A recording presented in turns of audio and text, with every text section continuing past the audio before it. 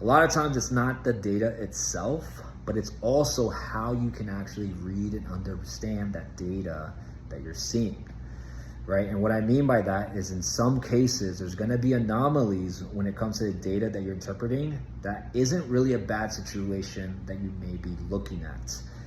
And yes, it's important to have KPIs when it comes to the teams that you're overseeing, but let me just give two examples of what I mean by this, right? So I've seen in cases where the show rate is lower than usual, 40, 50%. Their close rate is probably average around 25 to 30%. And in some cases, you want to try to fix a show rate, right? But then when you look at the cash collected per call, if it was a 5K offer, they're collecting around $4,000 on every call.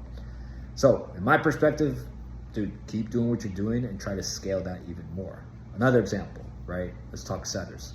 I've seen sometimes where you'll see a setter that has a lower set rate than usual, around, subpar 10%, but their set to close rate is around in the 60 or 70%. And I'm like, dude, you keep doing what you're doing as well, right? So you don't always have to follow the standard KPIs. As long as at the end of the day, they're hitting their goals and they're exceeding it as a team, follow that process, because whatever they're doing, it's working. Scale until you reach that next bottleneck.